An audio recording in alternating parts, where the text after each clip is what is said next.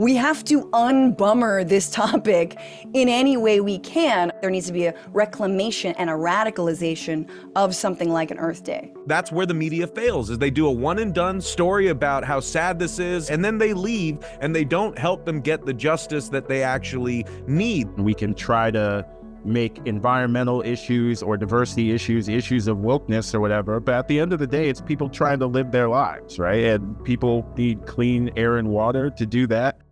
Coming up on Laura Flanders and Friends, the place where the people who say it can't be done take a back seat to the people who are doing it. Welcome.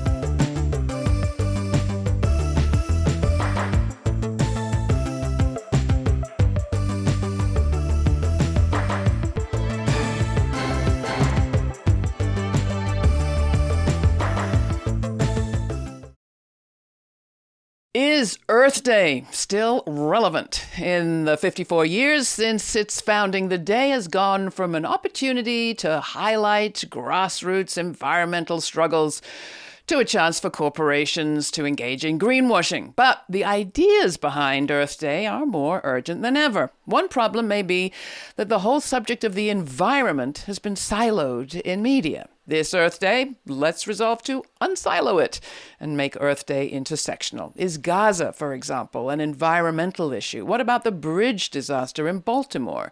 Certainly the 2024 elections are at least in part about our future on this planet. Today our guests, Olúfẹ, Táíwò, Francesca Fiorentini, and Maximilian Alvarez will help us look at the ideas behind the headlines. All three work in the media, but also in other fields. Femi as an author and professor, Francesca as a comedian and writer. And not so long ago, Max was a warehouse temp worker. Together, their perspectives will help us understand the world we are not only living in, but trying to save, and sometimes reporting on. Welcome, everybody, to Meet the BIPOC Press, a monthly feature of Laura Flanders and Friends. You're my friends. Where shall we start? I don't know. There's so much to talk about. I think I'm just going to ask each of you, is Earth Day relevant to you? Let's start with you, Max. You know, the concept behind Earth Day, of course, it's still relevant. I mean, we still need Earth. Like, it is the one home we are ever going to have. And we have been watching over the course of our respective lifetimes, humanity forget that lesson, particularly the corporations and, corporate serving politicians, who are at their beck and call. They have forgotten it. And we are the ones who are all dealing with the effects of that. And I see that every week in the coverage that we do at the Real News Network. Coming to you, Francesca, beyond just a convenient scheduling, premise, is Earth Day still important? Have any resonance for you? Every single day has to be Earth Day, and we have to actually have some kind of teeth to the ways that we're talking about the environment. And when it comes to, if corporations really want to help out, don't just do like a beach pickup one day. How are your policies not systematically, polluting our environment? Here's the problem. I think that what corporations have done, and you see this in other aspects, not just when it comes to the environment, which I think should be more aptly called, climate change and the coming apocalypse. You see it in places like DEI, diversity, equity, inclusion. You see it in, supporting and uplifting Black voices. Whenever something becomes trendy, corporations latch onto it. Then there's a backlash. In this case, a right-wing backlash against DEI programs, against any kind of inclusion, against diversity generally. And there's a backlash, obviously, to the environmental movement as well. And then corporations are like, ooh, this no longer is something we can do to just sort of pat ourselves on the back. Well, let's come to you with this then, Femi. I just saw you described in Grist magazine as, I think they called you, the most vocal philosopher working on issues related to climate change. Whoa. You've tied together the conversation about climate change with reparations and colonialism. Can you do that for us here? Well, how much time you got? Briefly. Well, I mean, getting started doesn't take much, right? There's number of corporations, there's number of asset managers that combine institutional investors and huge funds. There's a few financial interests that are really profiting off everything that's destroying the planet everything that's polluting the air, everything that's depleting the groundwater. And some of those are, like I said, corporations and asset managers. Some of those are state-owned companies in the rich part of the world and the poor part of the world. But the thing that cuts across all of these is that there are a few people who are going to have life jackets when the sea level rises. And there are a few people that are going to be able to, they imagine, escape the worst of the destruction that all of this pollution is causing to the planet. And then there's the rest of us. And that's the reality of it. You know, we can remember that on Earth Day. We can remember that on a Tuesday. But ultimately, we live here. We only have the one planet, you know, and unless we get our politics in order, we're not going to have even the one planet. Do you have a sense of what reparations would look like at such a massive scale? Well, I think it would look like the rich countries of the world, the rich corporations of the world, and the polluters, the people who have done the most emitting of greenhouse gases, kicking in the most for the joint thing that we all have to do together, which is make sure that life on this planet in something approaching just circumstances can continue. That would require the media that is mostly underwritten by exactly those corporations actually covering the movement for that kind of change. I'm coming to you, Francesca. I don't mean to make light about this. Are there any examples that come to mind of media doing right on this story?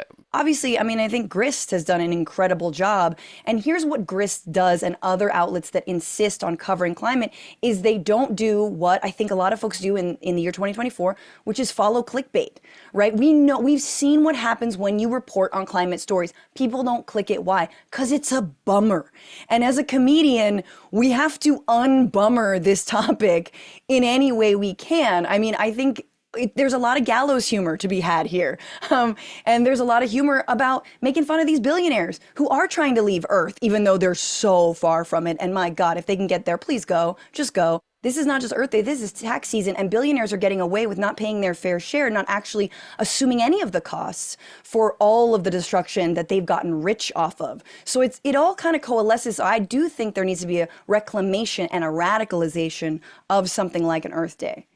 You, Max, you went for the real news to revisit that town which had faced such a disaster a year ago, a disaster forgotten by most. And then you came back to find your own city of Baltimore in a total life-changing crisis. What do you think the media have been missing in that story? And what's this been like for you?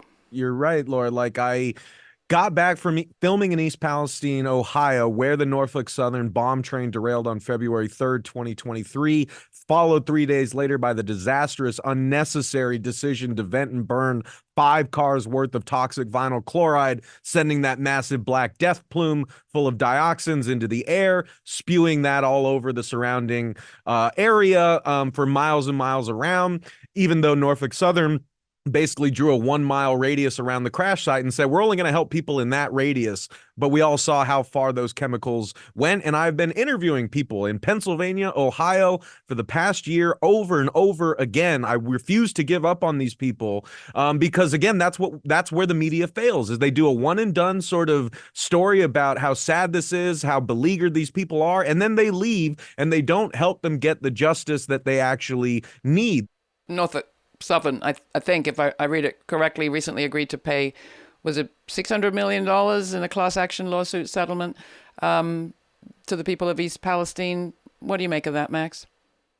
What I make of it is that good. Also, there's so much more that they should be on the hook for, because what they stole from that community cannot be quantified in dollar amounts. That community will never be the same. Norfolk Southern is trying to get off scot-free with a one-time lump sum, but these people are going to be living with the effects of that in this community for the rest of their lives. And that's something that people here in Baltimore have been worried about. There's a CSX rail terminal here in Baltimore in Curtis Bay where a majority black community has been screaming for like years that they are getting coal dust from these trains that are passing without covers on them, in their lungs, on their houses, in their eyes. And the city and state only recognize it as a problem like last year, to say nothing of Flint, to say nothing of Jackson, to say nothing of Navajo Nation, to say nothing of Puerto Rico, to say nothing of Red Hill in Hawaii. Like, this is something that is happening across our country. After 40 years of deregulation, disinvestment, corporate consolidation, Wall Street takeover of every vital industry,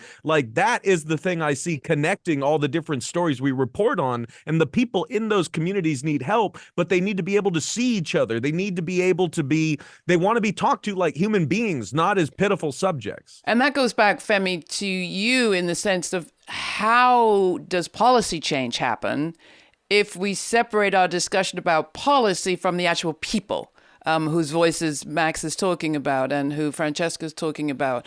I see that kind of break constantly in our coverage. So we'll have what's just been described, the sort of the "oi, poor things" coverage of the victims, and then this continuing conversation about, well, you can't have government intervention in the economy. That would be communist. Given the media's capacity to, as Francesca put it, co-opt just about everything, you've written about how framing like wokeness it has been co-opted in our media in a way that diffuses this possibility, it seems, of making change. Can you talk a little bit more about that and talk perhaps about how that's playing out in this election? Well, I think the way that Max put it is pretty important, right? We can try to reduce people to these labels that we use to make sense of things like national electoral politics. And we can try to make environmental issues or diversity issues of wokeness or whatever. But at the end of the day, it's people trying to live their lives, right? And people need clean air and water to do that.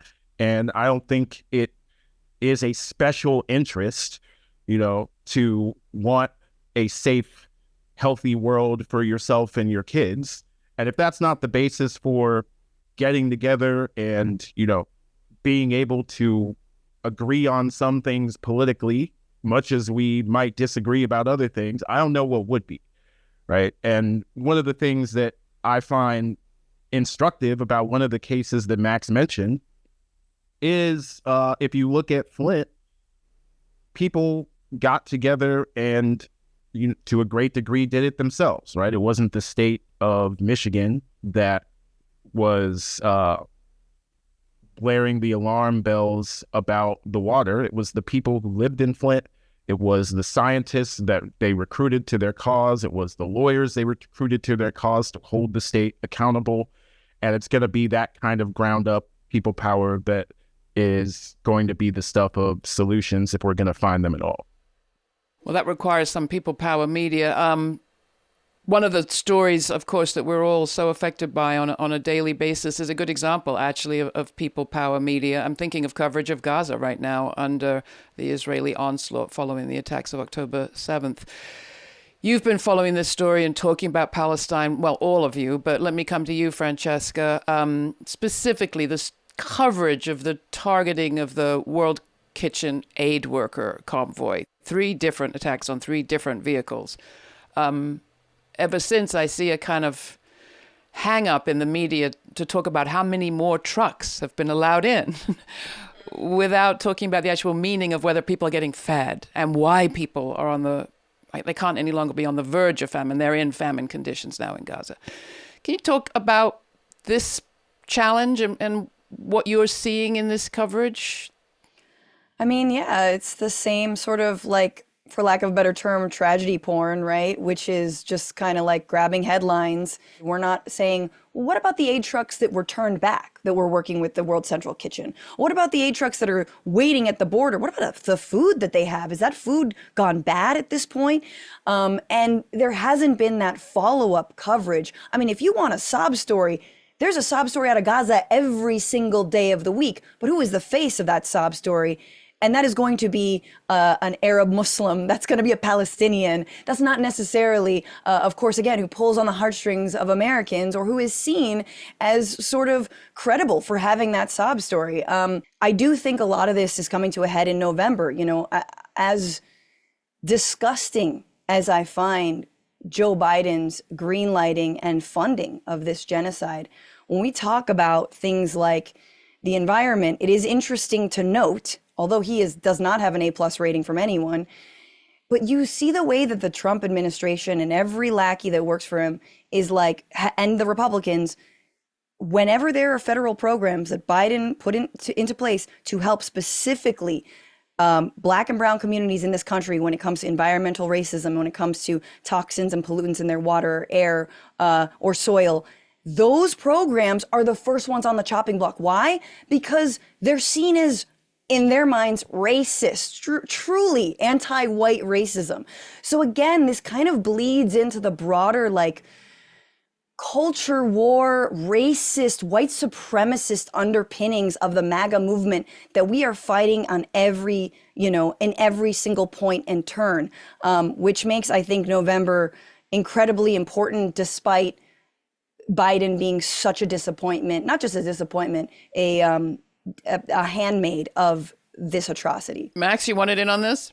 Well, I just want to jump in on 2 points there, just to like build on those excellent points, right? Is like when it comes to Gaza, right?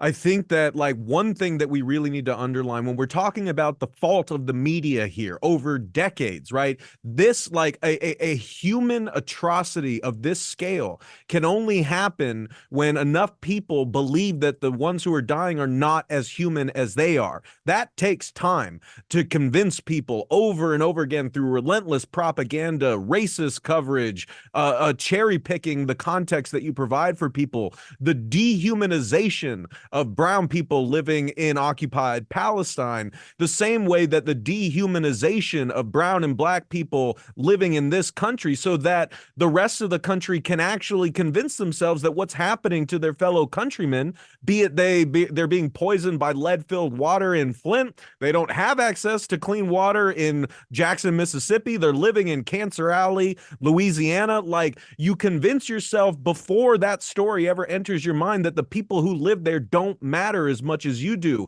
That is a conditioning problem. We all have work to do to uncondition ourselves from that, but this is the result of that dehumanizing coverage, and that is why it's incumbent on all of us in the media to rehumanize people and to really remind people of what the human stakes of all of this are. But like, things have gotten so bad from Gaza, from Palestine to East Palestine. Schools and universities have been a place of that kind of education, at least talking to people about how this world came to be the way that it is. They are now, in addition to our media, ground zero for a huge fight around what kind of truths can be even discussed, let alone taught. Are you seeing that play out? I'm definitely seeing that play out. A number of my colleagues are facing, pressure from the administration around academic conversations in general, around anything that has to do with race, and around what we've been talking about just now, the war in Gaza, the genocide happening in Palestine. And I think one of the things that is important to note, even as we're rightly critical of, ways that the media over the past generation or so has not been as positive a role as it could have been, the truth about the media is also something that you pointed out earlier. There are particular interests that own a lot of the media corporations, and they exert a lot of influence. And even aside from the ownership structure of who owns which publications is violence. And that's something we're seeing on display in a massive way in Gaza. More than 3/4 of the journalists who were killed anywhere in the world in 2023 were killed in Gaza, right, according to the Committee to Protect Journalists, many of whom were Palestinian journalists who have been doing, God's work, trying to get the word out about what's actually happening over there, and are a big part of the reason why we know to what extent we do the scale of what's happening over there. One of the things we've kind of done is now insert the conversation about Gaza into our discussion of the environment, and I think that's good. Just to kind of keep that rolling really quick, is this a climate issue? You bet you it's a climate issue, right? The war industry, the U.S. military is one of the biggest polluters on the face of the planet, to say nothing of the devastation that our military equipment is wrecking upon the bodies and communities of people around the world, right? I mean, and also all the tax money that is getting sucked out of us and going to fund those wars, and that's not going back into our communities to give us drinkable water, breathable air, like a wage that we can live on. Like, all of this is connected to a class war that devalues and diminishes life itself. Isn't mass military onslaught an environmental issue this Earth Day? Will any media out there be talking about that? Femi? I think it's a good question. And one of the things that we're going to be asking in the upcoming years and decades is, what is the response of our political systems going to be to the climate impacts that are happening now, that are accelerating, and that we're going to see new versions of? We're likely going to see some level of climate-based displacement. How much depends on how serious we get on cutting emissions. We're probably going to see some levels of upticks in social breakdown as temperatures rise, as resources get constricted. And the response that we're seeing is a total continuation of the capture of our political systems by the corporations of war, right? No matter what shocking news we get out of Gaza, Biden doesn't seem to be able to stop selling bombs, right? Whatever the political apparatus is behind the manufacture of death, behind national security as a primary way of responding to social problems, that has so far won the day. And if we want a response to tomorrow's problems that goes by way of something like solidarity rather than national security, rather than the tools and organizations of war, we're going to need a different politics. Different politics within view, Francesca? Yeah, I would just want to bring it full circle and also remember that there's money in war, and there are people profiteering off of this genocide, and they can't wait for more 2,000-pound bombs to fall on a apartment building full of families. And so back to where we started, right, which I think Max and Femi have articulated so perfectly about the corporate accountability, about reining them in when it comes to disasters, man-made disasters like East Palestine, like Flint, Michigan. And that's how we begin, again, to get our foot in there, in the door, and actually bring these corporations, and say, F your Earth Day, man. Like, you need to do a whole lot more. And yes, paying more taxes is also part of that.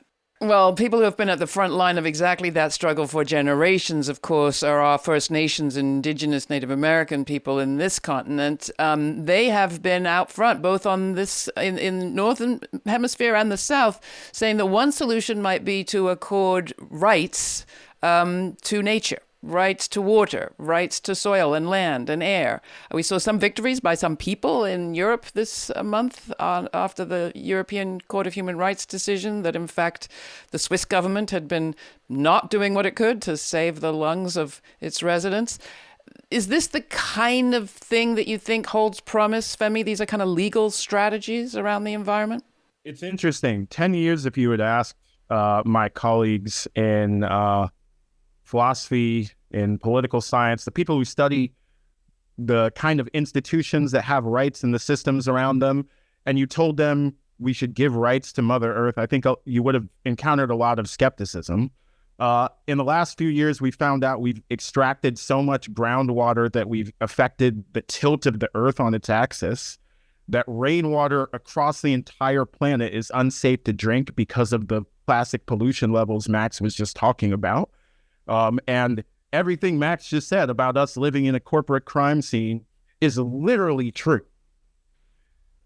And I think against that backdrop, if that's what the world is like, I don't think that there's anything about respecting the environment, about corralling how we relate to the earth and pollution and production that should be off the table. So I think, yeah, there may well be something about giving rights to soil, waterways, thinking about political rights in different ways that we should take up and take seriously. All right. Well, I think we're going to leave it there on at least a glimmer, perhaps, of hope. I really appreciate all of you being here on the program and appreciate all the work that you do. Big props to all of you. Max, Femi, Francesca, thank you so much. And a quick note to our viewers, we are excited to say that our colleagues at URL Media, Uplift, Respect and Love, have, since last season, spun off their own podcast. Yay! So you can find Mitra Kalita and Sarah Lomax on their YouTube channel. We're going to be back next month with more Meet the BIPOC Press, a monthly feature of Laura Flanders and friends. And you're going to see these voices and others, new hosts. Point to audience. If you have a local journalist you are particularly excited about, write to us. You can write to me, Laura, at lauraflanders.org, and we'll check them out. So thank you, everybody. This has been a great conversation. Thank you. Thank you. Thank you. For more on this episode and other forward-thinking content, subscribe to our free newsletter for updates, my commentaries, and our full uncut conversations. We also have a podcast. It's all at lauraflanders.org.